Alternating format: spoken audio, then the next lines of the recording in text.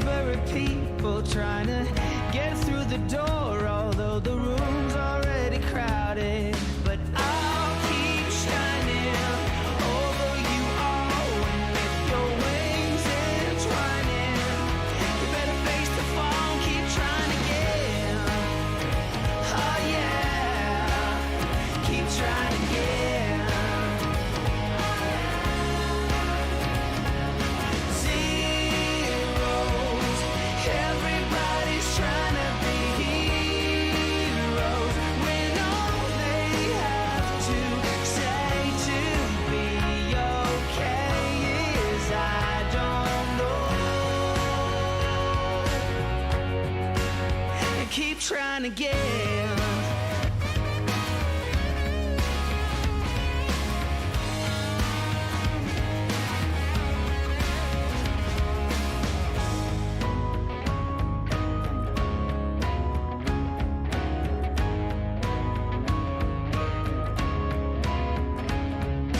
I'll keep shining over you all, with your wings entwining. You better face the fall. Zeros, everybody's trying to be heroes, when all they have to say to be okay is I don't know. Are you okay? I'm not that sure.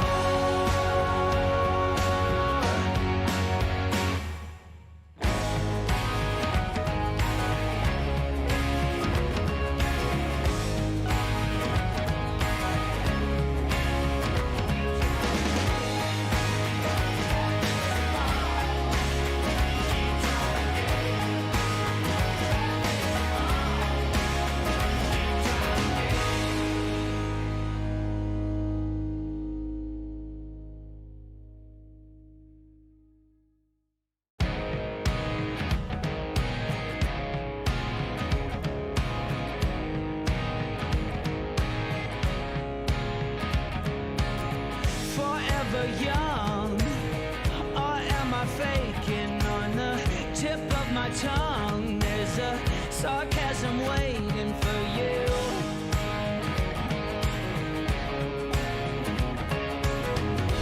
I'm willing to trade my soul for a bit of your charm. There's no way I fade into oblivion, 'cause I'll keep shining over you all, and if your wings entwining, you better face the fall, keep trying again. Oh yeah, keep trying again.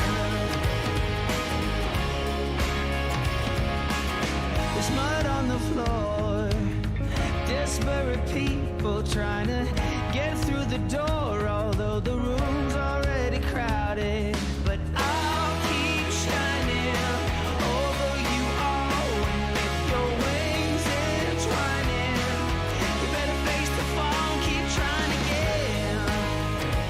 Oh yeah, keep trying again.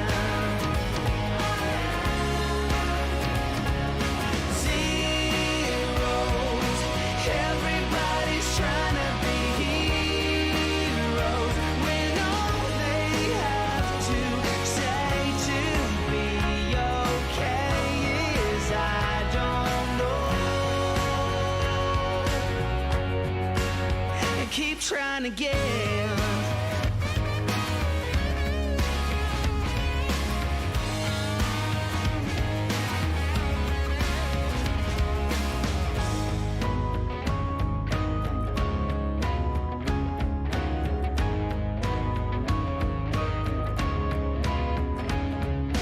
I'll keep shining over you all.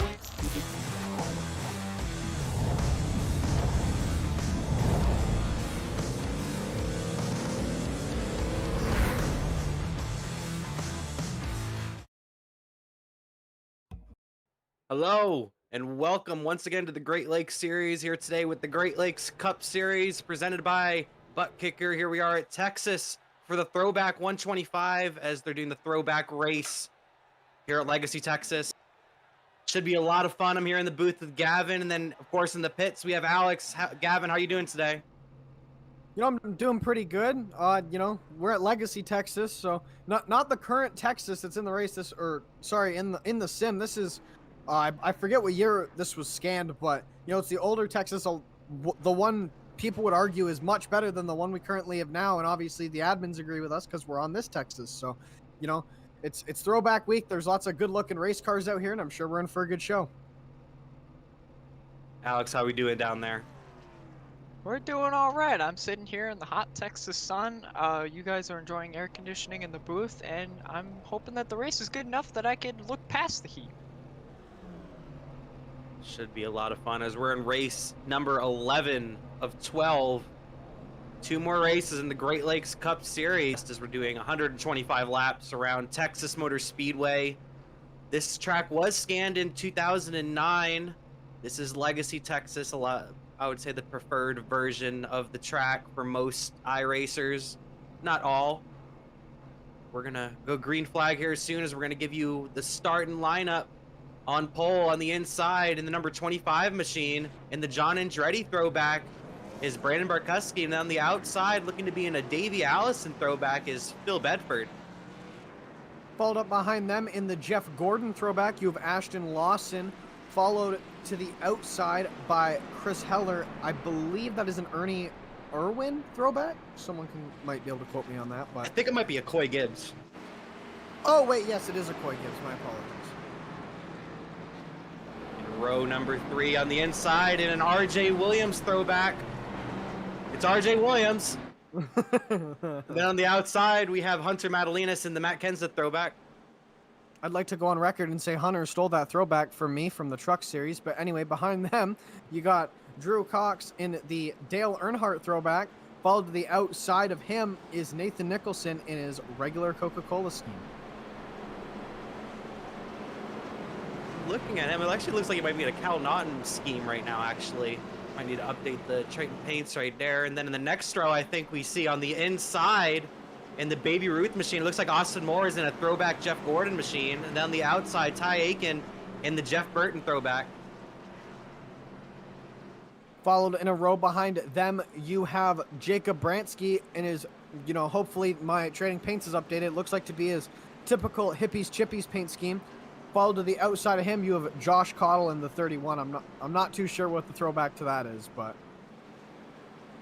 In the next row, on the inside, the one and only Bobby Carter, Elliott Henderson in the number 37. On the outside, looks like you got Matt Daniels in the number 5 Chips Ahoy machine. followed up behind them on the inside, you have Michael Senzi. To the outside of him, you have Eric Kapp from the 63. In the next row, we have Jacob Hayes on the inside and Lewis Woodall on the outside. Followed up behind them, you have, I believe that is Jacob Hayes in his regular throwback. Then to the outside of him, you have Brandon White in the Steve Park throwback. Then rounding out your field, you have Nick Martin, Charles Wimbley, Aaron Duclos, and Kyle Munson as the pace car is coming through turns 3 and 4. And we're going to go green flag racing for the first time here today. Throwback Thursday here in the Great Lakes Cup Series for 125 laps. Should be a lot of fun. And Bedford and Barkuski are going to lead him down as Barkuski picked the high lane actually in their green flag racing for 125 laps in the Great Lakes Cup Series. Race number 11 of 12. Great start from Barkuski. Really separates the field early.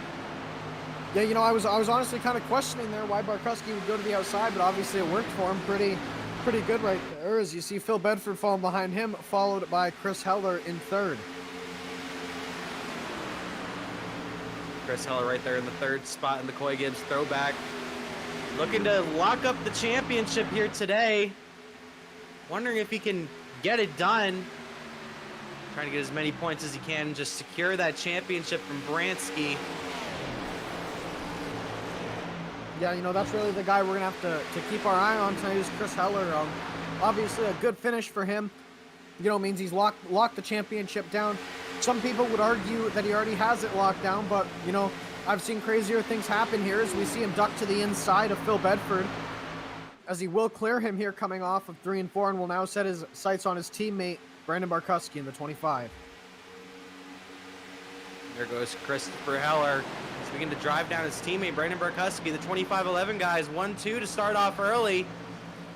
Bedford as well right there in the 3rd spot.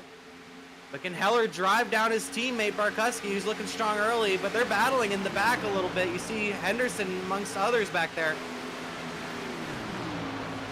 Yeah, back there you see Hunter Madalinas way up into the wall as we see Drew Cox going to drive right under him along with Elliott Henderson. As they're 2x2, 2 rows deep here, as that'll get settled and figured out coming down the front stretch. Oh, we have a spin in turn 1 up. Somebody fell to the apron. I'm looking to see who that was. Looks like Matthew Daniels fell down onto the apron in turn 1 going through the tri-oval. You hate to see it. Matt Daniels in the number 5 machine. He's had a very tough season. He's going to continue on, Matt Daniels. Yeah, Matt looking for a really good run, you know. I know in the truck series he was doing pretty good at Kansas for a little bit there before an incident between him and Hunter Madalinas took him out. So, you know, he has it in him, you know, we just haven't quite seen it yet out of him. Back to the leaders right here. You see Brandon Barkuski leading the field. On my screen, I see the John Andretti throwback. Unfortunately, you guys see the monster car right now. You see Henderson right here battling with Ty Aiken. It's a good battle between these two guys right now, the 37 and the 71. Obviously, those two teammates, I expect them to take very similar lines here throughout this race as they're both beginning to approach on the 47 of Nathan Nicholson. Pretty slow start to this race, some gaps in the field. It also really came on that initial start as Barkuski got off to a really good start to the race and just really put a gap on the front of the field as everybody began to gap each other there at the very beginning. It's just really, it's really hard to really differentiate, what's the word for it? It's really hard to really do different times along with everybody else. Here early on in the run, at least, we're gonna see these tires fall off because of the track surface later on in the run, but early on in this run, I'm not gonna see very much difference between a lot of these guys. You see RJ Williams and Ashton Lawson battling it out right here. Behind them, you also just saw Elliott Henderson get around Nathan Nicholson, and now Ty Aiken also looks to get around that 47. It's Ty Aiken on the inside. Nathan Nicholson. Ty Aiken's gonna clear him off the corner right here, as you saw right there on your screen. Clears him coming down the back stretch. And Heller's beginning to close in on Barkuski. I've been watching Heller. Heller's just closing in each and every lap on our race leader. I think we're gonna have a battle soon enough between these guys. Yeah, you know, that's what Heller's been doing all season. He like stalks his prey. Like, he knows he's faster, but he just takes his time, you know, slows, not slows down, but takes his time, saves his tires, and he's always there at the end. That's why he's had, you know, we've said that he's had a lot of luck this season, but it's also been down to a lot of, you know, talent, as he has to put himself in these positions to have that good luck. You can't be running 30th and have good luck and win the race. So, you know, he's always done it right where he can save his tires and always have a fighting chance at the end here. Barkuski and Heller right up here at the front.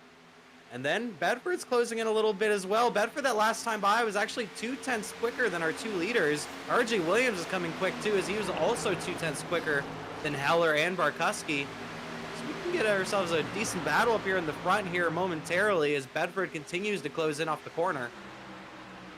Yeah, you know, Ty Aiken, Ashton Lawson, RJ Williams, and Phil Bedford just ran, you know, 2/10, 3/10 faster than the leaders there. So, you know, Heller and Brandon are most likely in big saving mode right now, trying to save as much as they can. Early on in the run, just trying to save as much tire as they can, and for later on in the run.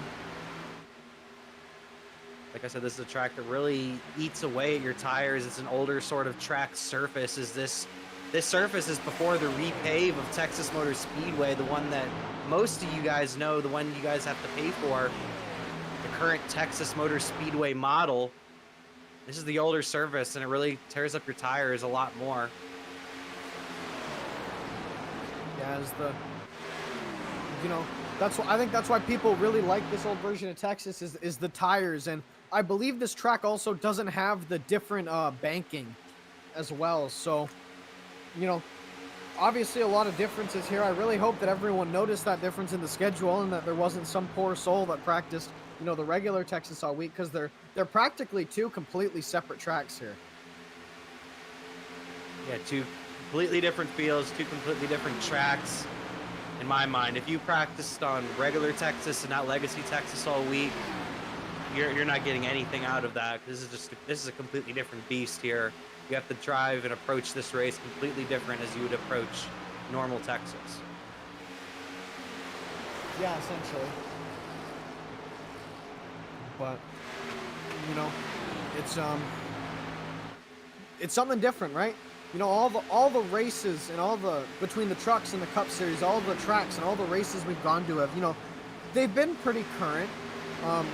No real legacy tracks or tracks that have been, you know, completely out of left field. And I know with the trucks, they took out the Hockenheim ring in change of the Indianapolis Oval. So this is really, I think, the only, not even wild card track, I'm going to call it. I know we had Bristol Dirt, but a lot of people raced that a lot when it was in the officials, and it wasn't really new to a lot of these guys. But Legacy Texas, I guarantee you a lot of these guys, you know, depending on when they got on the service, have never raced Legacy Texas before. I know that, you know, there's guys that have been on the service for a long time, like RJ Williams, but, you know, compared to guys like, say, Ty Aiken, who haven't been on as long, have only been around a year, compared to RJ, who's been around, you know, 3 or 4. It shows, really. It'll show probably long run here who knows this track better than others. Me personally, my only experience at Texas is Legacy Texas. I have yet to purchase the current model. We're gonna send it to a quick word from the sponsor.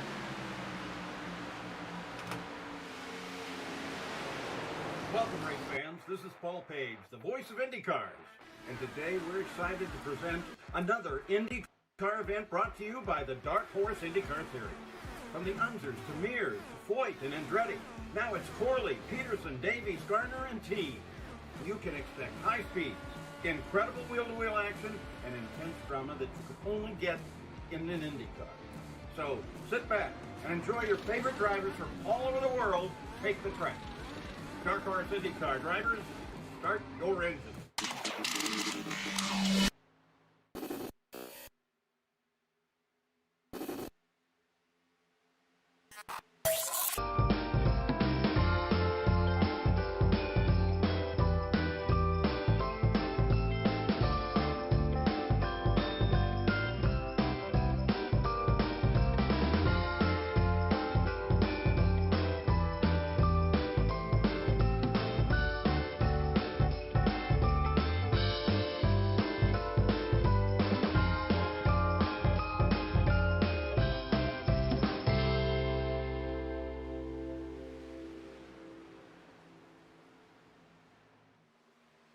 Well,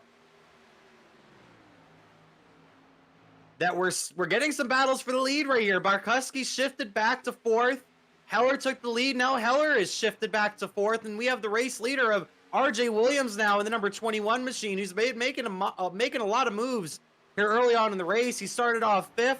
First couple laps, he took it easy, and he's really driven up ever since. And he has taken the lead. He's taken the lead easy. He drove past all of these guys just within these last couple of laps. Yeah, you know, before we cut to the side-by-side, I said that, you know, it would show in the longer run who the guys who've been on the service longer would be, and here we are. And, you know, I'm not too sure. I don't know if someone wants to quote me on this, but I believe Phil Bedford has also been around on the service for a good couple of years. So, you know, it's not a surprise that the guys who have ran this track, probably before it was considered a legacy track, are out front. Yeah, RJ Williams looking really strong early.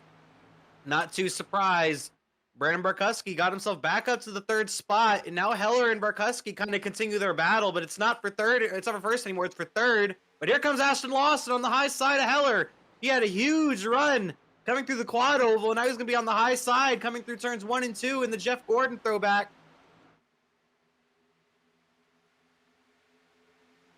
Yeah, as Ashton Lawson, I believe, you know, I raced this series, so I should probably know, but I believe the truck series, goes to Legacy, Texas next week. I believe, yeah. Yep. So, you know, Ashton Lawson's out here putting down some practice for that race. Yeah, Ashton Lawson putting down some practice laps for next Tuesday for the trucks here at Legacy, Texas. And they're battling really hard off the corner. Really close between those guys off the corner. Heller and Lawson battling it out hard right now for this 4th spot. Heller's trying to lock himself up a championship. And Lawson, he's just trying to get as great a position as he can get. He's trying to get a good finishing position and learn a lot and get some confidence for Tuesday. But here comes Ty Aiken and the championship contender to Heller, Jacob Bransky in the 0-3. Yeah, Bransky's slowly been creeping into this battle as well, and you see here he's, you know, he's probably going to bide his time here. But, you know, if I'm Bransky, I'm thinking, you know, in order to have absolutely any shot at all at this championship, Jacob Bransky has to win the race. There's no ifs, ands, or buts. As Ty Aiken gets loose right in front of him, and that could have taken that chance away from Jacob Bransky right there. Very close, and the one that made the most of it was Nathan Nicholson in the 47 as he drives past both of them on the inside. Great move from Nicholson, great move from Bransky, able to keep his car off of the 71 and not risk any damage and risk his championship hopes going out the window. As you see Austin Moore and Elliott Henderson battling back here. Haven't really mentioned Elliott Henderson at all so far in this race. Maybe he's taking it easy here earlier on in the run. Maybe he doesn't have very much experience here at Legacy, Texas and trying to learn the track. I'm not too sure. He's right now back here in the 10th position, Elliott Henderson. Yeah, well, we haven't talked about Elliott much since he's really been hanging out, but, you know, 100 laps is still a very, very long time here. So, you know, there's still a lot that could definitely happen here for him. Very long race, 125 laps. We're only 26 laps in here at Texas Motor Speedway. You're looking at our front 3 who have put a little bit of a gap between the rest. You have RJ Williams in first, you have Phil Bedford in second, then you have Brandon Barkuski in third. RJ is really looking like the strongest out of this bunch right now. But Barkuski's held tough and has held himself in that 3rd position and kept up with these guys when I thought he was going to have the same fate as Heller and fall back to the main pack of guys back there. Yeah, Brandon seemed to have recovered pretty well after losing that lead spot there to RJ, you know, hanging out in 3rd spot. Obviously, he isn't declared for cup points anymore. He is declared for truck points. So, points-wise, this doesn't really matter for him, but still good to see him having a great run here. All these guys, you can just throw a blanket all over these guys. They're all battling it out right now. You have Lawson back here, you have Christopher Heller, and then you have Nicholson, Ty Aiken, and then Jacob Bransky. All 5 of these guys. And Lawson's trying to gap him, it looks like a little bit right now in the number 24 machine. Bransky's just kind of hanging out right now, I think, and just maybe saving his tires for later in the run, the 03 machine, because I haven't really seen him try to make a move on Aiken ever since Aiken almost lost about 4 a couple laps ago. Yeah, you know, it might have been a bit of a wake-up call there for Bransky to go, you know what, I'm not going to try and push. Obviously, he made a mistake off the, you know, 4 when he almost hit the wall. There's a very, you know, there's a decent chance he can do it again. So that's probably what Bransky's thinking here is, why push the issue when he could just wait for Ty to make a mistake and get the position that way. Early on in the run, we're on lap number 30 actually, so I think we're actually kind of like actually more in the second half of the run. Alex, when are we thinking we're going to get in for some pit stops if we keep it green out here? Well, we talked to a driver just before the race. Beforehand, they were expecting pit stops to be anywhere from 60 to 65 laps. Now, it seems long to me, but I'm not fully sure on the fuel usage per lap. So, hey, we still have a whole nother half of the stint to go, if that's true. Chris Heller way up in the wall. I don't know if he got the corner bad or what, but Chris Heller just lost, you know, a good amount of time and got passed by Ashton Lawson, I believe that is. Yeah, Heller's been struggling ever since the very beginning of this race. kind of drove himself up to the front very quickly to drive down Brandon Barkuski, and then ever since he took the lead from Barkuski, he's kind of dropped like a rock. We're gonna look at the replay here of what just happened with Heller. Is he's all the way up against the wall, up high on Nicholson and Ty Aiken and Jacob Bransky right here, just trying to get out of the way at that point, as he looked like he really struggled going into the corner and coming down the front stretch even. Yeah, it's odd to see Chris Heller making a mistake like that, but still, you know, he fell in right behind Jake Bransky, which, you know, isn't that bad of a thing. You know, he's still in 8th. I'd say, you know, in order for Heller to close out the championship, he needs a top 10, and Bransky needs to not win the race, which, you know, if the race were to end right now, that's exactly what would happen. So Chris Heller probably just, you know, taking it easy. He had a chance to lock it down last week at Charlotte, but unfortunately got caught up in a caution. So, you know, maybe he learned from that. He's just like, you know what, I'm just going to hang out here in 8th spot, not push the issue, and just finish the race, because that's all he needs to do. That's really all Heller needs to do. Heller was he sent me a message earlier on in the week, really putting down on what his lockup scenarios would be. One of the things he sent me was if he beats both of them or finishes behind them by 2, if he finishes in front of them by 2 or 3 spots and they don't get any bonus points. He's talking about Elliott Henderson and Jacob Bransky. And then he locks up the championship. Henderson is still technically alive, but it's a real long shot for him. But Bransky's still in the thick of things. If Bransky wins this race, gets max points, it doesn't really matter what Heller does. Heller can finish 2nd, and he's still not going to lock up the championship.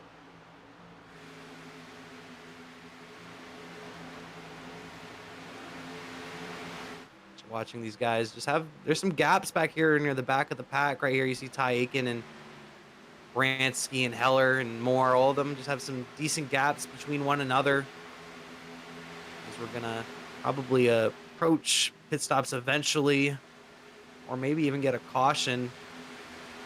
So Jacob Hayes back here, we haven't really mentioned him all day.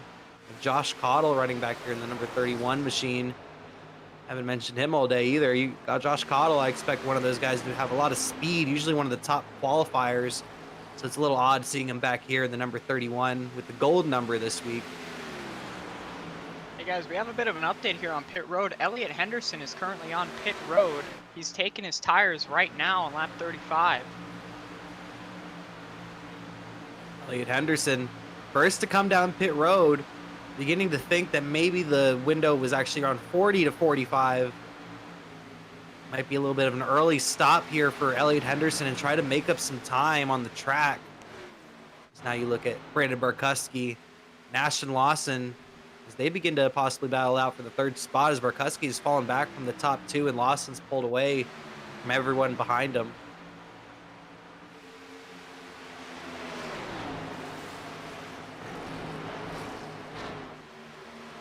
Here's Barkuski and Lawson right here. Interested to see who is gonna be the next one to come down pit road. Very interested to see who's gonna be the next domino to fall, because Henderson wasn't far enough in the front to make these other dominoes fall. He was running around 10th place when he came down pit road.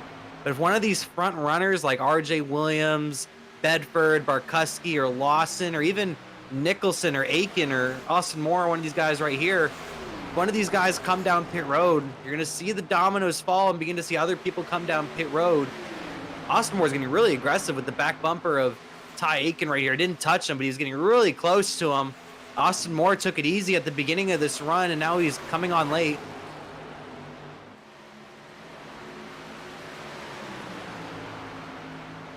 Austin Moore and Ty Aiken right here. Jacob Bransky, and then we haven't really mentioned him all day as well, as Drew Cox in the number 22 driving the Kevin Harvick throwback. He's right there behind Bransky as you're looking on board with Austin Moore right now. Driver of the number 91 driving the Jeff Gordon Busch Series throwback, the Baby Ruth car. Sounds like we have a couple drivers coming down pit road. It sounds like both Ashton Lawson and Brandon Barkuski, 3rd and 4th, are coming down pit road this time by. Here comes Barkuski and Lawson. Oh, RJ and somebody Williams in the pit wall. Drew Cox is in the pit wall. He spun it going into the pits. He's got it going again, but he has a lot of front end damage now. You hate to see it. I was just talking about Drew Cox. How we haven't mentioned him all day. Number 22 machine of Drew Cox. Gets sideways coming on pit road. We're going to take the replay here. A little later in the look. Here we go. Here's Drew Cox coming down pit road as he slows up. Just gets it a little loose. Right around here, slowing down onto the pit lane and just loses it and noses it right into the pit wall. I don't think he really had too much damage, if any, from that, because he didn't really hit the wall too hard, being at the low speed. Interested to see how that will affect him later on in the run. As Bedford has the race lead right now. It just looks like Drew kind of locked up the tires, maybe got a little too happy on the brake there, which is really what caused that issue as we see, I believe that's Phil Bedford, who looked like he was about to make the exact same mistake Drew did, but holds on to it. A great job from Bedford making it onto pit road with speed. Interested to see maybe where he comes out compared to RJ Williams and some of these other drivers. You see RJ Williams right now. He is your race leader in the number 21 machine. RJ Williams, out of the drivers that have came down pit road, of course, if he would cycle out to the lead is what I mean. But he just passed our current race leader, Jacob Bransky, in the 03 machine to get his lap back if that caution would come out.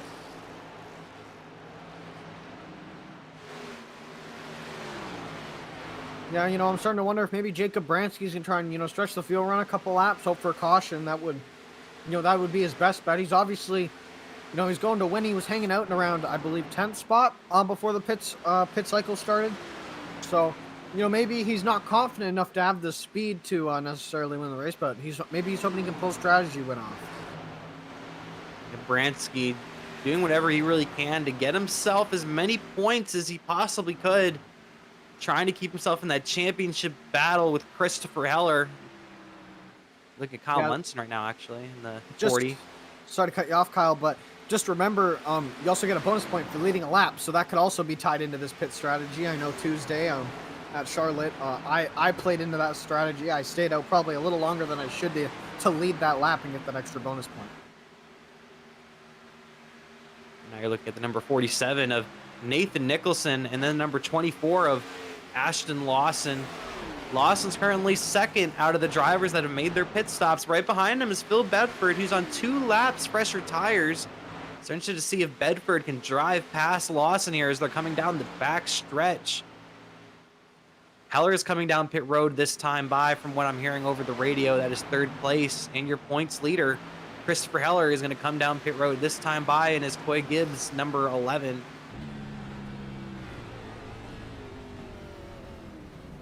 Here he comes. Our points leader gets a little loose onto pit road, but he'll be okay. They're on board for Chris Heller, points leader.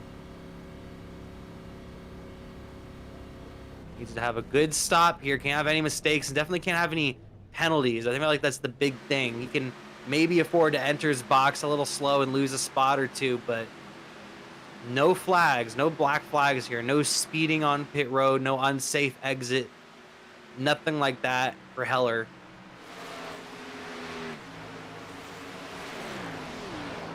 Nathan Nicholson, who's stayed on the racetrack so far in the number 47 on really old tires. You see how slow he is on those old tires. Everyone just goes flying past him in the number 47. I think he's going to come to pit road this time by. Not sure if I heard that correctly over the radio. And here he comes, the number 47. Nathan Nicholson will lose the race lead, come down pit road. And I think your new race leader is going to be RJ Williams in the number 21 machine. I'm actually hearing over the radio that Nicholson actually had a tire go down. That's why you saw him go so slow right there in the middle. I knew the tire fall off was big, but I didn't know it was that big. It was because he lost the tire. He popped the tire, Nathan Nicholson. RJ Williams takes the race lead back, the number 21 machine.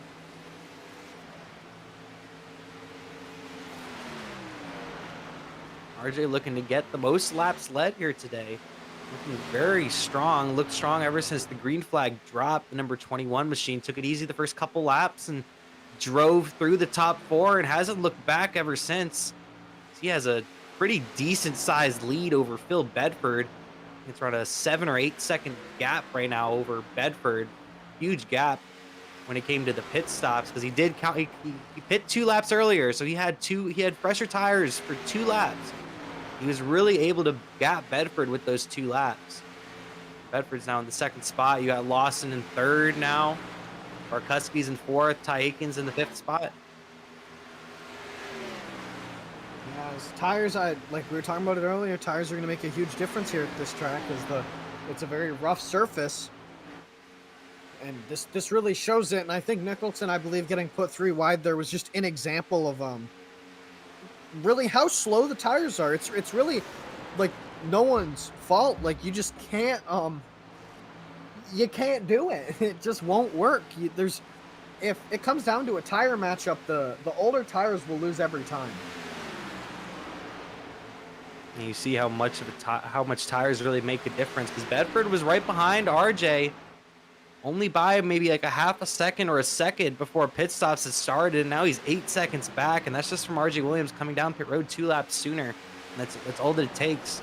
Right now, you're currently looking at 2nd in points. Jacob Bransky, driver of the 03, running in the 5th spot right now, looking to make up as many points as he can on points leader Christopher Heller, as Heller tries to lock up the championship today. Christopher Heller currently is in the 11th spot in the number 11 machine.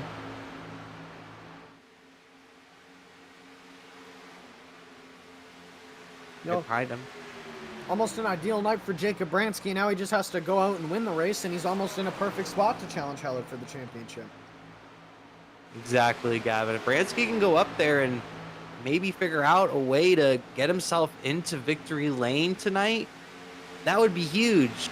It would actually send the championship to somewhat of a battle. I'm not going to say that Bransky all of a sudden has a fantastic shot by just winning the race. He's going to definitely need some help from Heller as well to give himself a good shot going into next week for the championship. But him winning the race would definitely be huge for his points battle. Now he just needs Heller to struggle a little bit more, as he's having one of his worst races of the season so far. Christopher Heller currently in the 11th spot. Seems to be struggling on the longer runs in the number 11 machine, but we've seen him struggle before, and every time he seems to struggle, he comes back stronger. So I wouldn't be surprised if he gets himself up there to the top 3 and maybe even wins this race. Yeah, He's moved in the 4th spot. I know we said earlier that, what was it, Kyle? I believe that Heller has to finish within 3 spots of Bransky and Elliott, and they can't score any bonus points or anything like that. And Chris will have the championship on lock. Yes. At least that's what I got from his message that he had sent me. I don't know how good his math skills are. They're better than mine. He graduated high school and I haven't. So, I hope they're better. Yeah, that's one thing you got to keep in mind too is, with these championship battles, there's you run through the standings before the race and you do the math, but then, especially if you're having a really bad race, it starts to creep in did I do the math right? Is the math wrong? Do I have to finish better? I know that happened last season to me at Kansas. There was to get into the final round of the playoffs between me, Hunter Madalinas, and Austin Mora. I was in the spot to move on, and I kept thinking to myself, I gotta go, I gotta get more spots. Austin's right behind me, but little did I know that I was in a perfect spot to move on with no risk, and I almost put myself in a bad spot, fighting for that extra spot I didn't need. So I wonder if we could see Heller maybe, do something like that and maybe make a mistake. It'll be very interesting to see. Heller seems to me right now that he's taking it easy back there in his position that he currently is. Right now you're looking at Jacob Hayes and Charles Wembley in the number 3 machine. Haven't seen really too much of him at all this season, number 3. And Hayes, he's raced well all season long. Running in the back right now, unfortunately, Jacob Hayes in the 9th spot. Back out of the guys on the lead lap. And right behind him, you have Josh Cottle, looks like, in the number 31.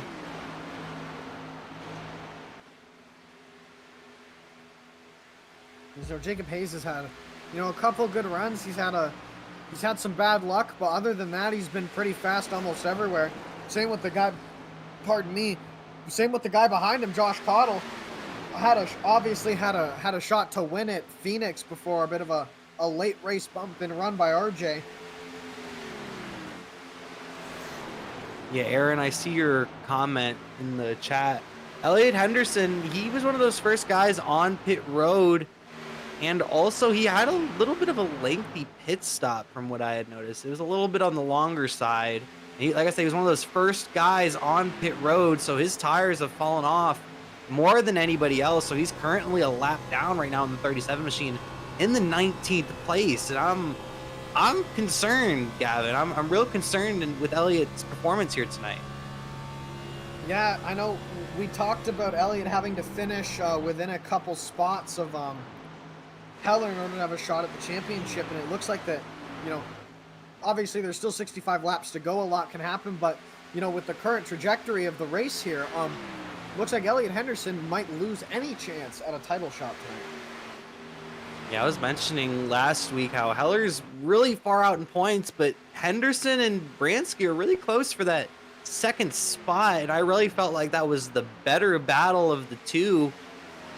But Henderson might be losing out possibly on that second place battle here tonight, as he seems to be struggling a little bit here at Legacy, Texas, race number 11 of 12, but it's still early in the race, around halfway, right? Actually, about exactly halfway right now. So there's still time. He's only one lap down. He can get that lap back. And we see some heavy racing right here. 3 wide. We got Matt Daniels on the outside, Barkuski in the middle, Ty Aiken down low. Matt Daniels seems to be struggling with the possibly has a little bit of damage from his incident earlier, as he's falling back pretty quick from this group of guys. He's many laps down in the number 5 machine. Those guys, a good battle right there. Look at them go. You see Barkuski right here. You see Austin Moore in the Jeff Gordon throwback, and the Jeff Burton throwback out front is Ty Aiken. All 3 of these guys battling for spots right now on the lead lap.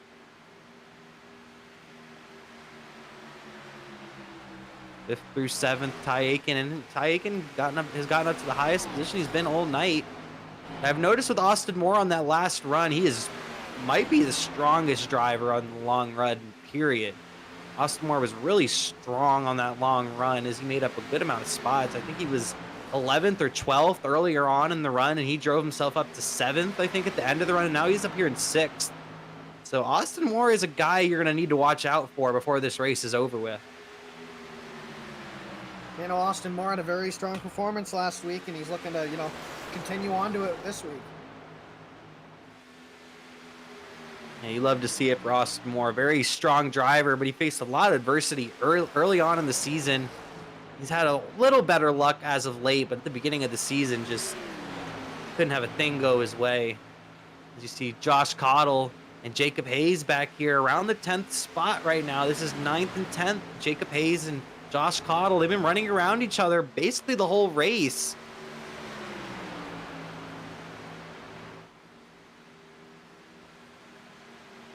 Yeah, as, you know, those Spectrum Racing cars have been near each other all race, but, you know, obviously out of all of them, it's RJ Williams leading the charge. RJ Williams having a dominating performance tonight, as he's still up around 8.5 seconds on Phil Bedford right now, as he's continuing to lap cars right now. He just put Kyle Munson a lap down.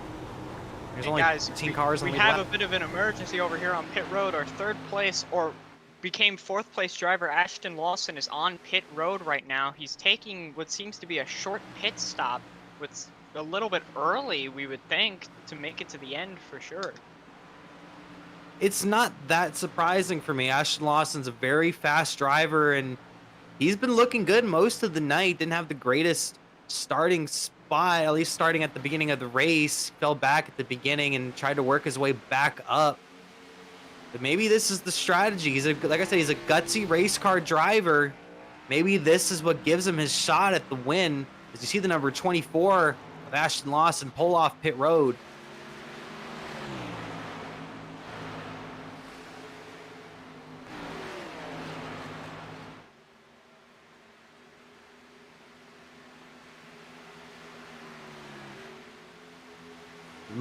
You're looking at Phil Bedford right now, and there's Jacob Bransky in the 0-3 machine as he continues to move up spots. Bransky's up to the 3rd spot after Lawson coming down pit road. Bransky's trying to keep himself in that championship hunt. He's not going to give up that easy. Given a quick update on Christopher Heller, he's currently in the 7th spot. Heller's moved himself back up to the 7th spot after Lawson coming down pit road.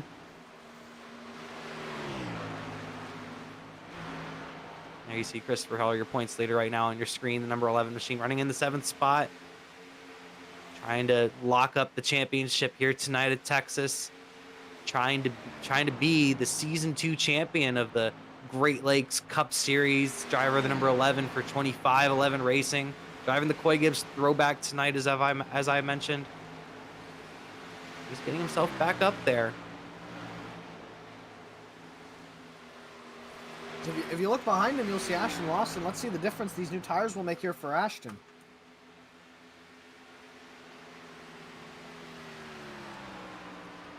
Ashton Lawson with the 30.5 that time, and then Heller with a 31.2, who's the driver right in front of him. But Lawson is also a lap down currently in the number 24. So this is not for position. Yeah, I think we're just going to more or less use it to just see the difference in tires. We see him duck down to the inside, and it'll clear him almost instantly. But, you know, if I'm Ashton right now, that's the one thing he's got to do is he's got to push, he's got to catch these cars of RJ Williams and Phil Bedford so he can get his lap back under green. Because if he gets his lap back under green, then if the yellow comes out, he won't be in a lot of trouble. He'll just pit again to follow everyone else. So what I'm seeing from this strategy from Lawson is similar to the other night. I think it was Brandon Barkuski at Darlington the other night in the trucks, where he did a strategy where he did a real early pit. He was able to get himself up to the lead because of that early pit. And after a couple laps on going green, they got the caution. And then everybody came in to get tires, and they earned that track position. I think that's what Lawson is going to try to do here. He's going to try to leapfrog over everybody. I don't know if he'll leapfrog RJ. RJ's way out in front. I don't know if he'll leapfrog RJ, but he should be able to leapfrog up to the 2nd spot at least. And maybe we get a couple of green flag laps after the other guys make their pit stops. And Ashton might still be in that 2nd place and get that track position that he wants. Because if Lawson's in 1st or 2nd here late in the race, I think he can be a big contender for RJ Williams, as he's definitely shown some speed, at least in the short run. The long run hasn't been quite as strong for Ashton, but in the short run, he's been one of the quickest. Yeah, it's an interesting strategy. It's something new. It's refreshing, and Ashton's just kind of going for it. You got to try something new to win a race. That's really all you can do, especially when you see RJ just dominating the night like he is. Got to try something different to get yourself up there. And you're looking at the onboard of Ashton Lawson right now as he goes flying past Barkuski on the inside. Now here he comes upon Ty Aiken in the 71. Ooh.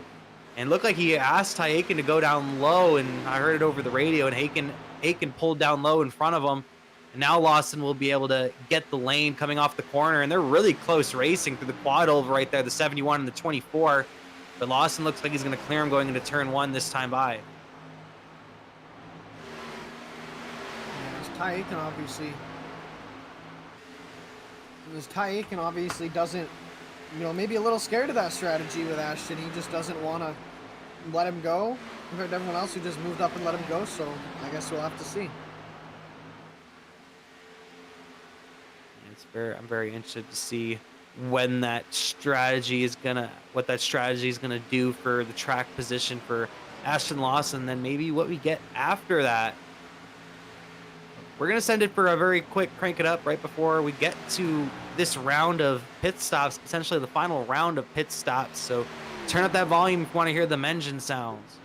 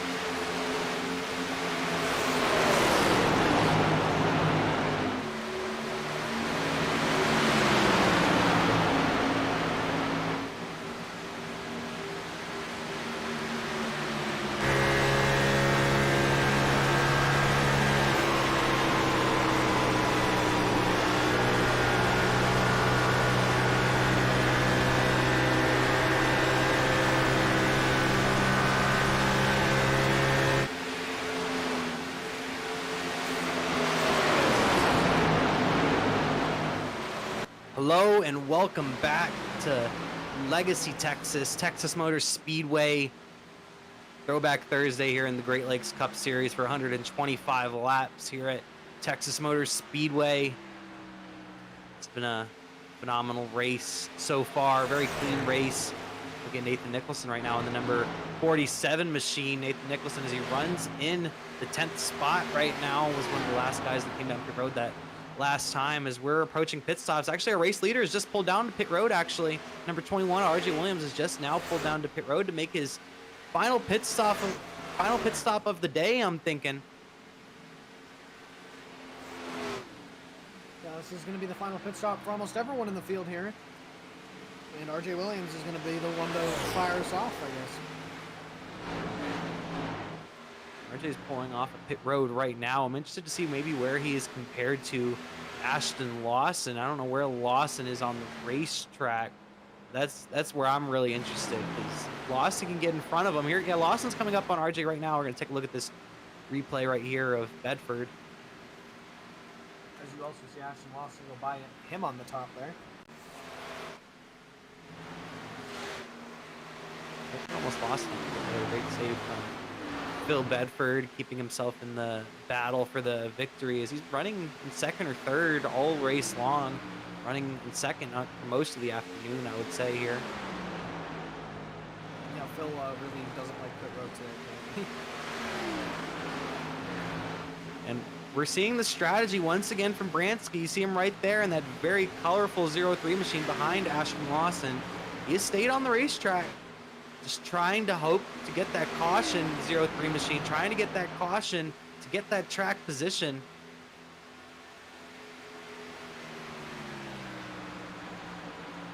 Well, this could be part of his strategy as well, as he could be trying to make sure that he's safe on fuel for any possible chance at a green-white checker. As we saw in the truck race this Tuesday, Ross Brockman lost the lead and lost the race with half a lap to go because we had a bunch of green-white checkers at the end of the race. And it looks like he could be just trying to secure his fuel for the end of this race as he comes down pit road right now. Bransky coming down pit road for the last time, trying to keep himself in this championship race. See Kyle Munson right there in the number 40 machine. He's been running around the top 15 all day. Jacob Bransky in the 03, second in points, was your race leader, making his final pit stop of the day in a last effort to keep himself in the championship race. Number 03 machine. They gave the race lead to Austin Moore, by the way, who's currently still on the racetrack. And then in second place, you have Christopher Heller, who is still also on the racetrack.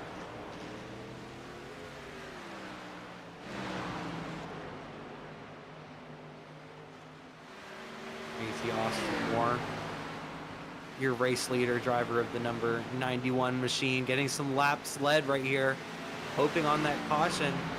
Caution comes out right now. It's going to change up the whole race, really make it interesting for the end here.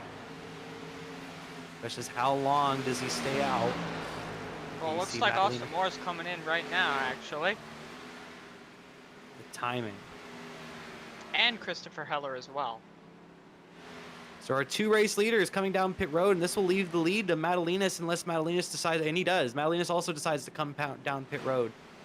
This will leave the lead to Michael Sensi, actually, the driver of the number 92. Truck Series points leader, Michael Sensi. And here you see Hunter Madalinas coming down pit road. You see Ashton Lawson, I think, going by pit road in the number 24 machine, as he currently runs in the second spot out of drivers that have already made their final stop. But Bedford's catching up to him pretty quickly because of that tire difference between Lawson and Bedford.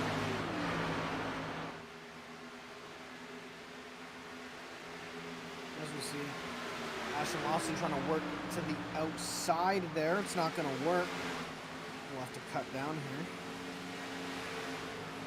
There you see RJ Williams in the second spot. He's dominated most of this race. The number 21 machine took the race lead early and hasn't looked back in the number 21 machine. And now all he can hope for is that we just keep it green for these last 30+ laps. That way he can get himself to victory lane. Obviously, RJ1 of Phoenix is looking to make it his second time victory in this season in the Great Lakes Cup Series.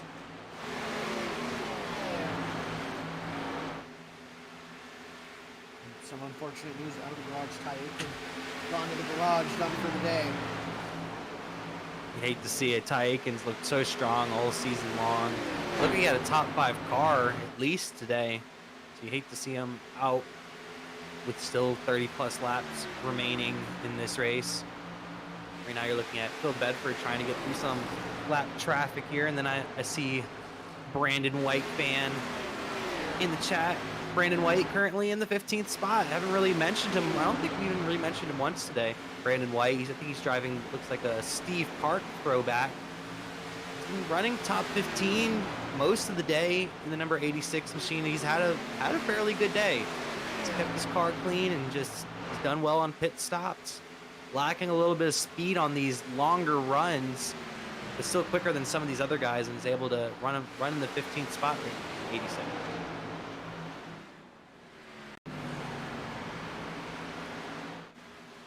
Take a look at the replay here of Lewis Woodall struggling a little bit coming down pit road. Number 29 machine really struggled to get down to speed. Lewis Woodall.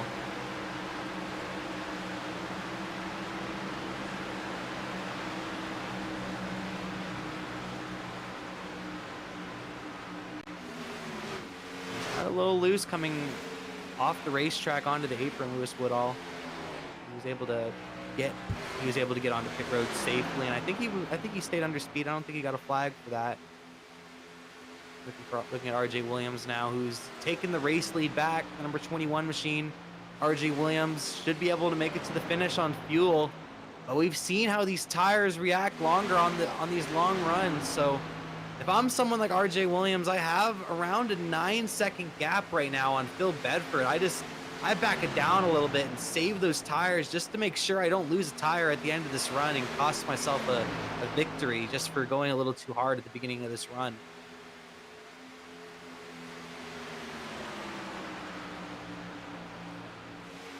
Jacob Hayes and Josh Cottle right in front of our race leader right now, looking to stay on the lead lap. Currently only 10 drivers are on the lead lap. This is 9th and 10th right here. Josh Cottle and Jacob Hayes. That really tells you how fast RJ Williams is here today. He's about a lap Josh Cottle and Jacob Hayes, two of probably the fastest drivers in this series. RJ Williams is having himself a heck of a day. Yeah, RJ Williams has been an absolute beast so far in this race. Right now he's probably hoping, no late race cautions, nothing like that, hoping for a nice run to the end here so we can keep it green and, tuck this one away with the second last race of the season. I've mentioned it before. Jacob Hayes and Josh Cottle have been next to each other the whole race. All 100 of the laps so far. These guys have been next to each other, near each other, and they decided to battle a little bit right in front of their race leader RJ Williams. But RJ Williams will now drive past Cottle, and I think Hayes is going to give him the inside lane. He's going to drive right on past him as well. And now RJ Williams in front of him has Eric Kep, who looks to be in a Ernie Irvin, Skittles Wildberry throwback looking like right there. And he's just going to move straight out of the way, just pull all the way under the apron for the 21. He's actually going to give up some spots here too. Little bit too. Oh no, I think he's making his final pit stop. Actually, I don't think Kep hasn't made his final pit stop. I'm actually looking. This will be his final stop. So Eric Kep really made it last on these tires and gas. He'll have 15 laps fresher tires than our race leader, just to put that in your mind.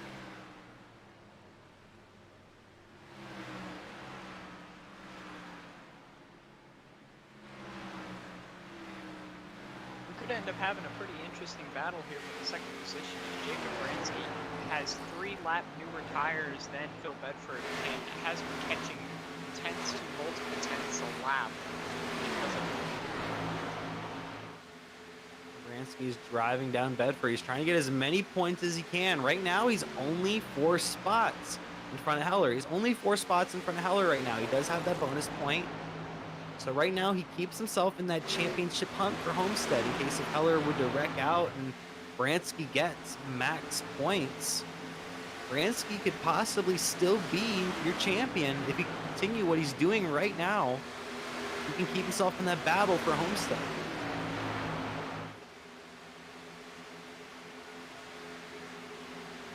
A little over 20 laps to go here at Texas. Throwback Thursday here in the Great Lakes Cup Series. A lot of these drivers driving some of their favorite throwback schemes. And right now, the leader of the throwback schemes is RJ Williams, throwing back to himself to his win earlier on in the season. He's doing a great job. RJ's just did a phenomenal job. When this race is done, if he ends up leading the whole race, he'll end up leading over 100 laps, I'm pretty sure, because I think it was maybe like the first 10 or 12 laps he wasn't able to lead and got himself up there, and he hasn't looked back since, as you're looking at the number 21 windshield deep Ford as he dominates the field. You know, RJ's had a lot of bad luck this season. You know, a couple races that, you know, he was in really good contention for that he got wrecked out of. So, you know, maybe looking to end the season on a high note here with a win in the second last race of the year. Because there might not be a battle for the championship per se. Bransky's trying to keep himself in that battle, but RJ Williams coming into this race was 5th in points, not too far behind Bedford.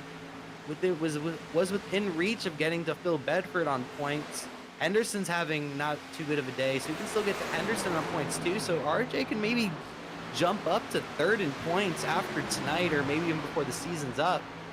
So a good point stay from RJ, trying to get himself back up there to the top of the standings. Looking at Bransky, trying to get past Bedford and get himself another point. Try to get himself a little closer to Christopher Heller. That way he doesn't have to work quite as hard at Homestead. 0-3 machine. You know, we said Chris Heller has the championship locked up, but there's still these midfield battles that people want to go for. Like, you don't want to finish 5th when you can finish 2nd in the points, and that's what we're seeing right here with RJ. RJ just putting on a great race and just getting as many points as he can. You've mentioned he's been one of the fastest guys, strongest guys all season, but he has faced a lot of adversity and a lot of bad luck. RJ Williams finds himself coming into this race 5th in points, and he's just had a fantastic day. With a little under 20 laps to go, there he is, our race leader, RJ Williams, as he just has a little under 20 laps to go. Can he get it done? Can he get it done here in Texas?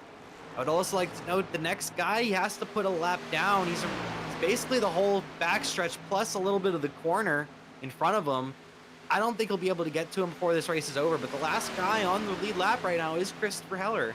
The top 7 are only the top 7 are on the lead lap, and that 7th place guy is Christopher Heller. So the next lap car you will see him get to will be Heller, but like I said, Heller is pretty far out in front of him. I don't think he'll get to Heller before this race is done unless Heller has some issues. Let that be shown how dominant RJ has been, that, you know, the top 7 are the only cars left on the lead lap. He's taking no prisoners tonight. It's been green all the way so far as we're on lap 109 of 125.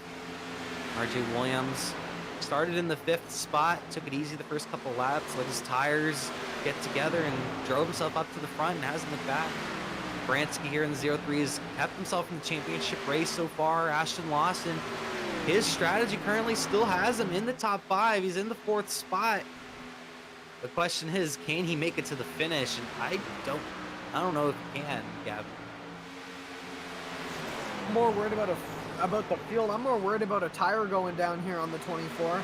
You know, it worked for a while there, but now Brandon's got around him, and he's basically about to be swallowed up by Austin Moore. Oh, pardon me, is Austin Moore? Yeah, by Austin Moore back there. Drew Cox behind them. But, yeah, he's basically about to get swallowed up by the field.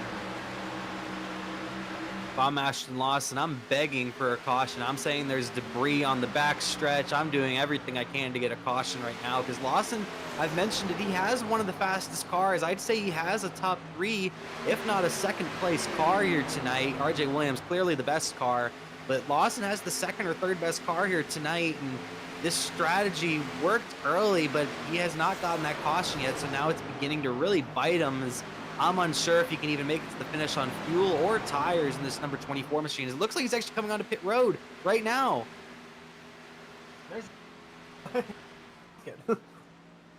Here comes Ashton Lawson. He's going to make his final stop of the day, I'm thinking here. Ashton Lawson wondering if maybe he's going to get some tires and some gas on this car, because these tires, when you hit around 45 laps on these tires, they just begin to unravel and come apart.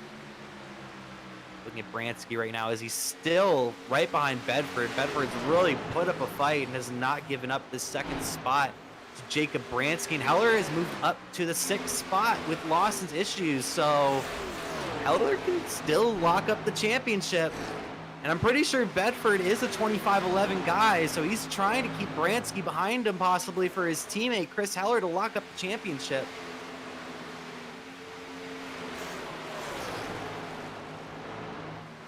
I'm just trying to get a look at it. Turns out nothing wants to work on my computer, but that's a really close battle for third there. Jake Bransky is knocking on his door right now. As they exit turn 1 and 2 here. Jacob Bransky drove up there very quickly, as these guys have a 3-lap tire difference. There is a tire difference between these two. Bransky drove up to Bedford fairly quickly after the pit stops. But ever since he's gotten within a car length, he just hasn't been able to get up there. It sounded like there might have been an incident on the track, but there was no caution. I don't know what had happened. It might have involved Henderson. I said Jacob Hayes a little bit slow on the track. Not sure what had happened, but we kept it green. I just heard some chatter on the radio and distracted me for a second. But this battle for second continues, as these guys are around 10 seconds behind your race leader right now.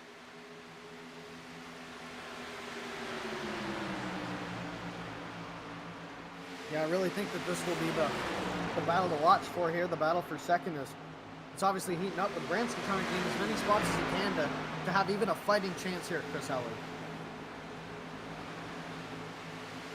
Bransky's trying to keep himself in that championship hunt. Right now Heller's in the 6th spot. And from the message that Heller had sent me, right here, this scenario, it's really close. By his math, Bransky staying in the championship, he has to be in front of him by 3 to 4 positions without any bonus points. He's currently 3 points up with 1 bonus point. So this is very close.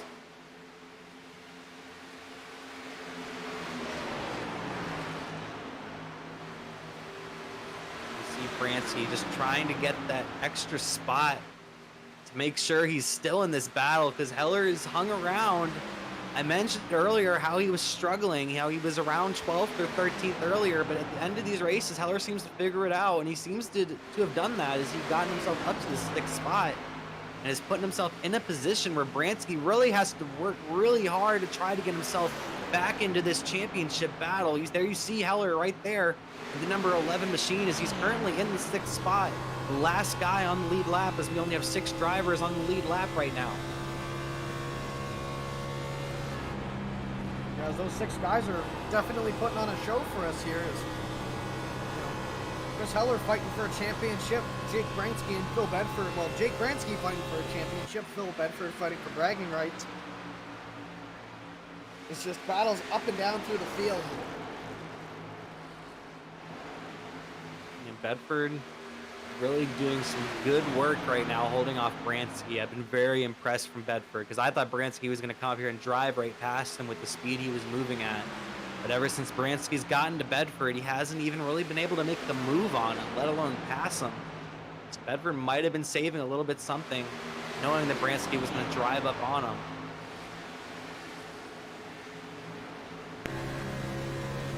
Well, I believe that part of the issue here with these race cars is less about the tire that Bedford saved, more about the dirty air. This racetrack is pretty much a single file line racetrack with over track on the surface, and as such, you're pretty much following people around most of the race. And now that he's gotten up to a rear bumper, he has to be looking really tight in the dirty air.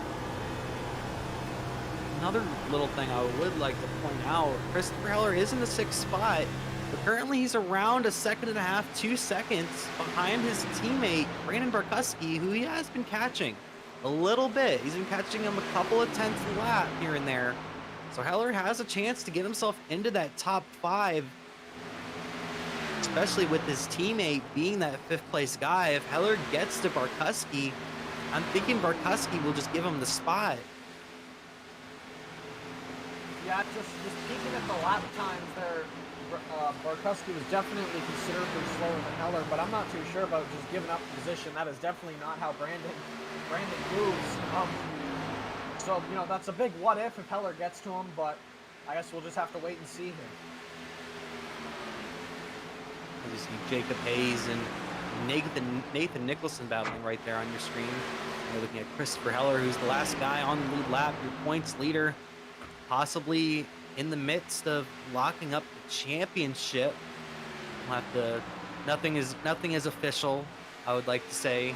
Even when they cross the finish line, nothing is official.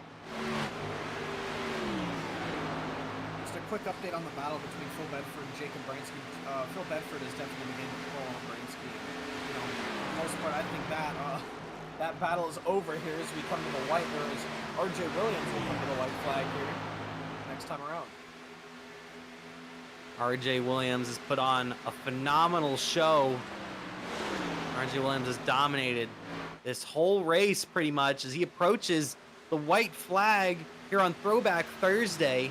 The number 21, R.J. Williams, started in the 5th spot, took it easy early, and drove himself up to the front and has not looked back. He's put on a phenomenal performance. He's lapped almost the whole entire field, including some of the best drivers in this series. Out of every race this season, we've seen a lot of winners, but this race right here was we have an incident on the back straight. Phil Bedford got into one of the drivers that got into the wall. Now Jacob Bransky's on the inside, passing for second. It's going to be a drag race here coming off the corner. Who's going to get it? Phil Bedford with the run to the outside. Jacob Bransky. It's going to be a drag race. Bedford. Oh. Wow. That came out of nowhere. I was trying to be inspirational and stuff, talking about R.J. Williams. Then I got Alex coming in here like, oh! Look behind you. There's more than R. There's action. What a performance from R.J. Williams. He gets the job done. Little side note, Heller was not able to get to Barkuski. He finished around a second behind Barkuski, so he got the 6th spot, and Bransky got the 3rd spot. So those points, like I said, nothing is official, but Heller is very close to locking up that championship if he has not already. And you see R.J. Williams, he's going to burn the house down. Well deserved. The number 21 machine of R.J. Williams led more than 100 laps here today and just put on a fantastic performance. And congratulations. You guys just witnessed the first caution-free race of the Great Lakes Series, whether it's Cup or Truck this year. Congratulations. Congrats, guys. We did it. Good job, everyone.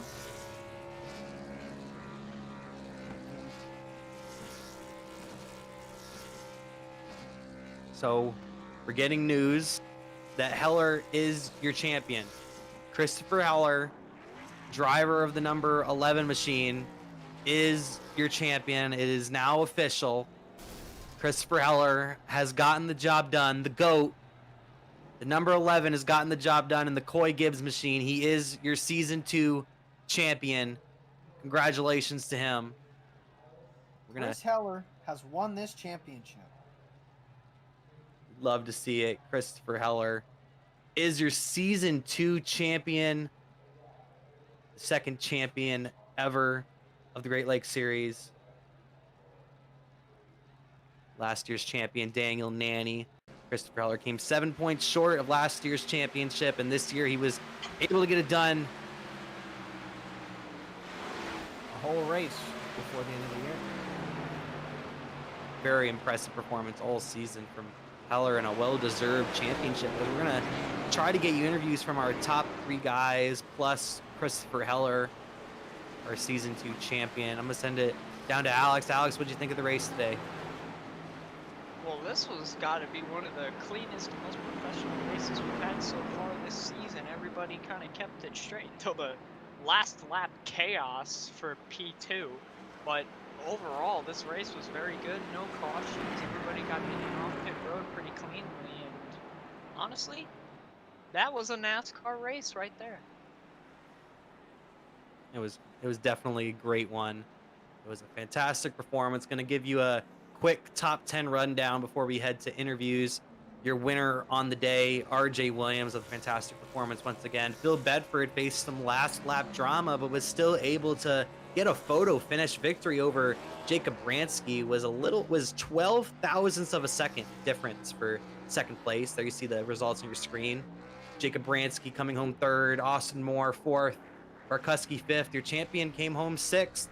Then you see seventh on back roll, a lap down. You have Josh Cottle as a notable, Nathan Nicholson in there. Your Truck Series leader of Michael Sensi, Munson, able to come home with the top 10. Now we're going to see 11th through 20th on the day. Got Jacob Hayes in the 11th spot. Ashton Lawson's strategy, unfortunately, backfired on him, and he got 12th. Drew Cox came home 15th. Eric Kep 16th. You got Madalenas back in 19th, and then rounding out your field, the final three guys, you had Matt Daniels, Charles Wembley, and then unfortunately in the last spot, Ty Aiken. Ty Aiken, who left us early. Ty Aiken looked really strong tonight. Definitely had a top 10, if not a top 5 car. You hate to see him exit early. I think I'm going to send it down to Alex, who's on pit road with some of our finishers. Yeah, we're going to be grabbing Jacob Bransky in a second here. We're looking for Jacob Bransky, our third place finisher, and was just that close to second at the very end of the race, at the depths of the race. Tell us about how your race went overall. Yeah, started 11th, and we had a pretty fast car. I was kind of just staying back, saving tires, trying to see how the setup was going to feel out in the long run. And slowly but surely just kept moving up, and then basically just tried to long pit everybody, stayed out 5 more laps, and it ended up working out because we got a green flag race. But I mean, yeah, I thought I had a really fast car, but once you get behind someone, it's just huge aero push, so I felt like I was a second slower when I was behind Phil. Yeah, it was part of something I was going to ask you. I was going to ask you a little bit about what it took to try and pass people around this racetrack, as you were pretty much relying on that strategy with your pit style throughout the night. Yeah, the reason why I wanted to long pit is because I wanted to just be faster on the long runs than people. So, but I mean, yeah, I got pretty lucky at being just in around third or fourth the whole race, so I didn't have to make too many difficult passes. But when I caught up to Phil, I just felt really slow and just couldn't really do anything. And the one opportunity I did have to get by him, he threw a little block on me, so just had no chance until that back stretch. I was freaking out, just so happy to see that happen because I knew I just shot for a second. It was just fun. Yeah, well, I guess since you brought it up, might as well bring it up now. What were you thinking when that happened? I mean, right in front of you, you watch him run into the back of Hunter Madalenas as he gets into the wall just in front, and now you suddenly have this shot to get second place. I mean, what are the thoughts going through your head? Yeah, I mean, I was kind of because Nick Martin ended up passing me because I was technically holding him up, but I think he had engine damage or something, but he got around me, and then I just kind of got blocked by him, and I was oh man, I'm gonna have no shot at all. And I see Hunter and Phil just collide out of nowhere, so I just kind of just kept driving and tried to see if I could throw it in the inside without wrecking him, obviously. And I mean, yeah. Well, aside from that, one of the big things we were talking while covering you tonight was about the championship battle and your shot at getting the championship with Christopher Heller. Now, sad news to say to you, we've worked out the mathematics for here tonight, but Christopher Heller has officially become the champion of the Great Lakes Cup Series. But were you thinking about that battle while you were running? Yeah, I mean, every race, we're just trying to get the best finish possible to have the best shot at the championship. But I obviously knew how far ahead that Chris was, and, we didn't get any wins this season, so obviously, congrats to him, and he definitely deserves the championship there. Alright, well, you still came away with a third place finish. You had a very solid night tonight, and I'm sure you made Christopher Heller just a little bit scared that he might have had to carry this to the next race. So, do you have anybody to thank for that?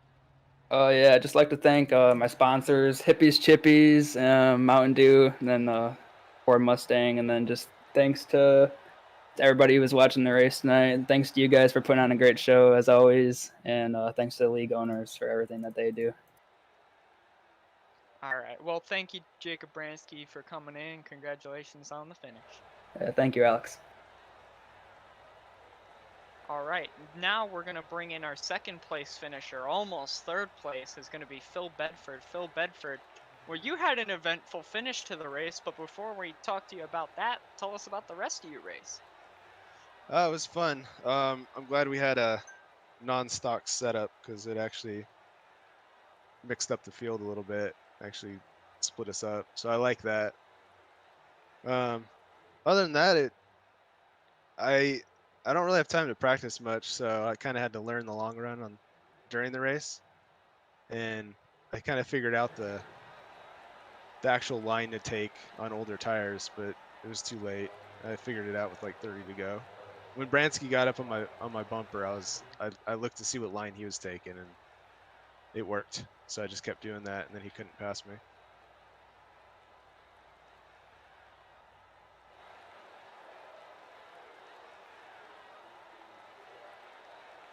But other than that, yeah, it was fun. Actual green flag race. Can you believe it? Yeah, you were just trying to keep ahead of him that whole time. Now, once he got up to your bumper, were you driving differently to try and put your car in front of his to block his air? A little bit, yeah. That's what I mean. Is like my entry of the turn, I was arcing it too much on older tires, and I noticed he was cutting it in more, and he was gaining a lot just on that entry alone. And so I started doing that also to make sure he doesn't get under me going in the turn. Alright, well, aside from that, you were up front for pretty much the entire race, and you painfully watched as RJ Williams got in front of you and just very slowly pulled away. But early on in the race, you were close to him. So what changed, and is there something you think you could have changed to try and catch him at the end of this race? Well, I missed my pit box. That's what got him 8 seconds. Other than that, when he passed me, I thought he was burning his stuff up, so I let him by. And then I was expecting in a few laps me to go right by him, but give him props, it didn't work out that way. Alright, well, now we got to talk about the chaotic moment of the race. Was right at the end of the race. You pretty much had second place locked up. You were starting to pull away from Jacob Bransky, and it really looked like the challenge was over. And suddenly, a lap car gets in the wall, and you run into the back of him. What's going on in your head? Oh, I was pissed. That always happens to me. Like, I don't know if you guys saw. I don't think you guys were the ones to broadcast Bristol in the trucks last season. But I was leading the whole race, and then last turn, I get in a wreck, and I barely win it. It's my luck. Last lap, a lapped car always seems to mess me up. Well, you may have gotten into that lap car, it may have messed you up, but it didn't lose your position. You still finished in the second place spot. So, do you have anybody to thank for that? Yeah, I think 2511. They give me a lot of info going into the races since I don't have that much time to practice. They kind of practice for me. I gotta thank my wife for taking care of the kids so I can race. Thank you guys for being terrible since everyone compliments you guys suck. Other than that, that's it. All right. Thanks. Glad to And have I love you Phil guys. Bedford. Well, thank you, Phil Bedford, for coming in and saying such graceful words to us tonight. All right, now we're You're welcome. Try and get better. All right, later. All right. Thank you, Phil Bedford. Now let's get in our winner of the race tonight. The guy who's one of the first people celebrating tonight. We got RJ Williams, your race winner by over 10 seconds over second place. Tell us about your race. Well, this morning when I put my ass-kicking boots on, I was hoping they'd come into effect, and they really kicked in this morning. So it looks like I came down to Texas to put a good old ass whooping on everybody. Good race. caution free, that's absolutely amazing. That's what makes these things so much fun. Good job to Phil there. He said he missed his pit there on that first stop, and that's how I got in the lead. He hung with me most of the time. He was catching me there at the end, but I was kind of babying it, make sure I got to the end. Other than that, good race. Not much more to say. Alright, well, clearly you didn't start from the lead. You had to drive your way to the lead.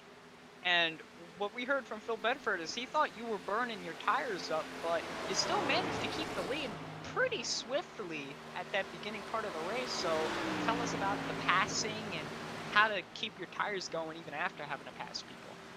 Well, the main thing to keep tires on under it is to not drive through the tire when it's pushing. So don't make it push, and you won't wear the tire out. I would say I saved myself pretty well there. Ended up with a 10.8 second lead. Like I said, I was babying it there at the end to make sure I made it to the end safely, not hitting anything or anyone. I did encounter some lap cars there towards the end. But, you know, anybody can hold it wide open out there for a qualifying lap. But when it comes to race pace, holding it wide open ain't going to get you the victory. And as you saw there, I let things shake out, and I just methodically picked them off one by one. I didn't think I took the lead until, what, like 20, 25, something like that. So, was in no hurry. Took care of my stuff. Got it around the bottom of the racetrack. Felt like my victory was because I was getting through 1 and 2 a lot better than everybody else. I was able to get it turned into the bottom of the racetrack, and once I got it down there, that thing just wanted to stay down there, and it just dug right up off that corner. I think I was pretty much equal to everybody else in 3 and 4, but 1 and 2 was my strong suit. But yeah, with a 10.8 second lead there at the end, I felt like my stuff was pretty well saved. We get a Homestead next week. Homestead is another little tricky place, and I hope we get to run with another VRS set like we did this week. This was fun. And hopefully next week, same thing will happen. Another good race. Alright, well, congratulations, RJ Williams. You're gonna have fun celebrating tonight with another win on the season. But before you do that, you gotta thank a couple of people. So who are they? Naturally, I gotta thank Mr. Kep. He used to co-owner of Spectrum Racing here. And once again, we get a victory in dominating fashion here at Texas Legacy, the good Texas Motor Speedway in Fort Worth. All the Spectrum drivers, they've been on it, especially in the trucks. They've really been on it. Good job to Hunter and all them. Hunter's on a roll. Ashton's been doing well. Gavin hangs in there, runs good throughout the races. Just had a little bad luck. And my boy Anderson Bowen, he admits he's not the fastest, but that man will make sure that he keeps that truck going straight, and he concentrates on driving his own truck rather than worrying about everybody else. And that in my book is number one respect. But other than that, Josh, Jinx, Jacob, Spike, he's not here. Spike sucks, but whatever. We'll see him next week. Maybe he'll self-spin and bring on the caution for us. I hope not. But love you, Spike. Anyways, yeah. Alright, well, congratulations, RJ, and congrats on the win. Sir. Alright, and we got one more interview for tonight. The guy who probably is arguably celebrating more so than RJ Williams. We got Christopher Heller, our champion of the Great Lakes Cup Series. Congratulations. Tell us about your night and tell us about the championship.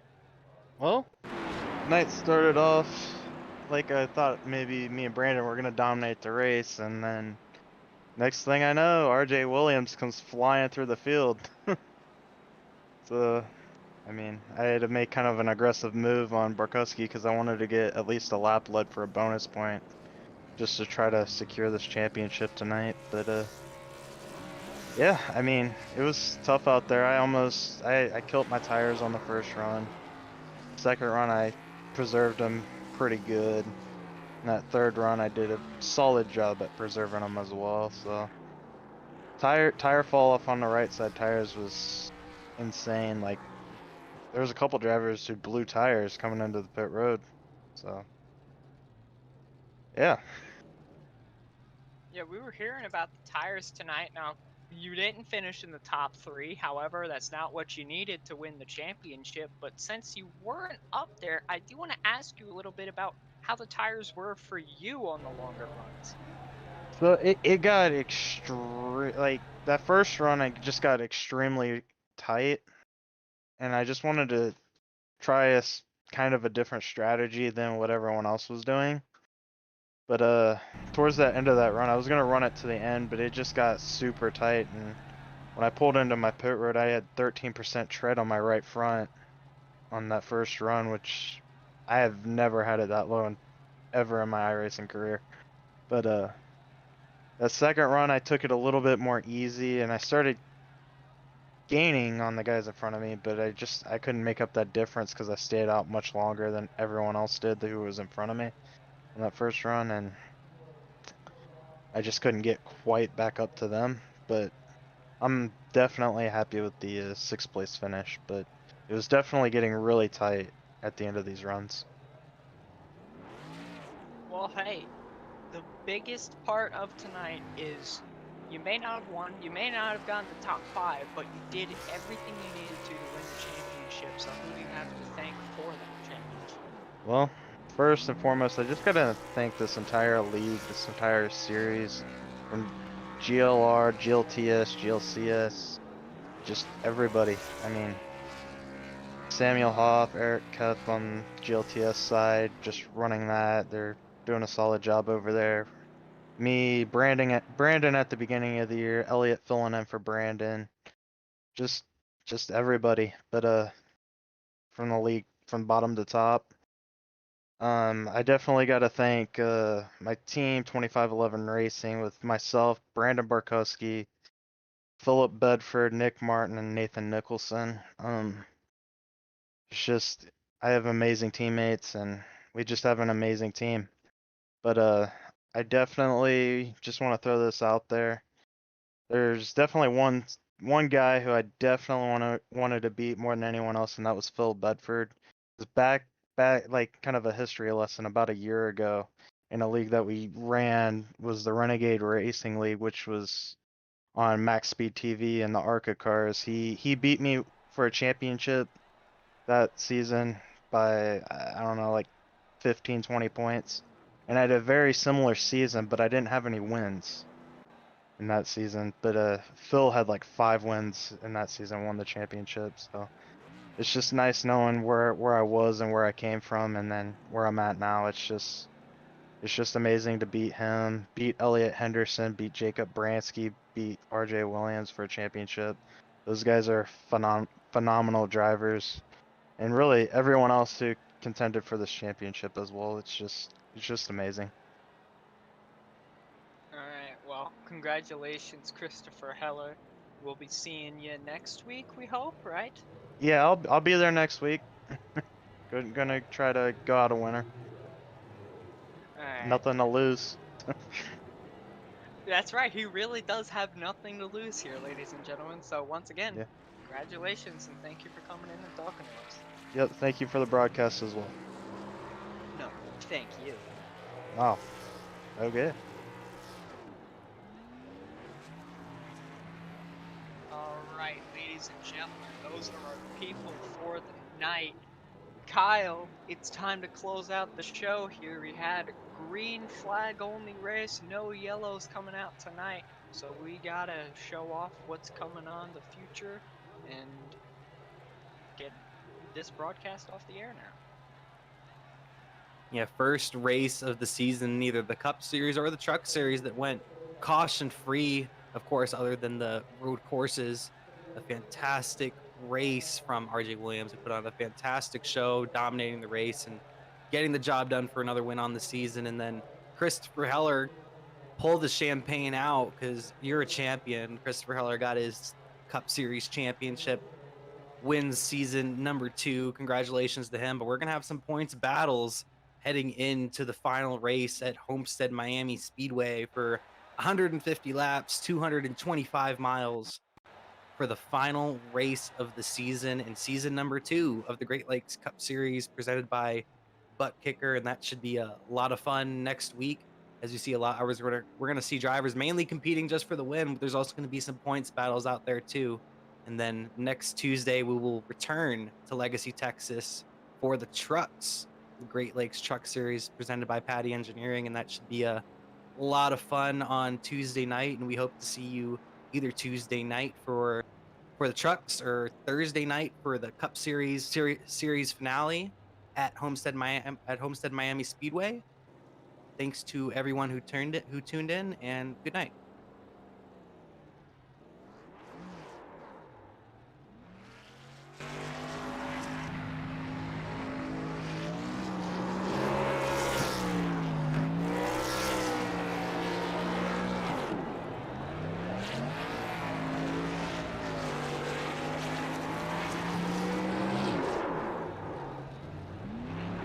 This broadcast is the copyrighted work of Flatout Racing Network. It may not be rebroadcast, retranslated, or used in any form without the express written consent of Flatout Racing Network and iRacing.com Motorsports Simulations. Flatout Racing Network would like to thank you for your support, and we hope you enjoyed tonight's broadcast.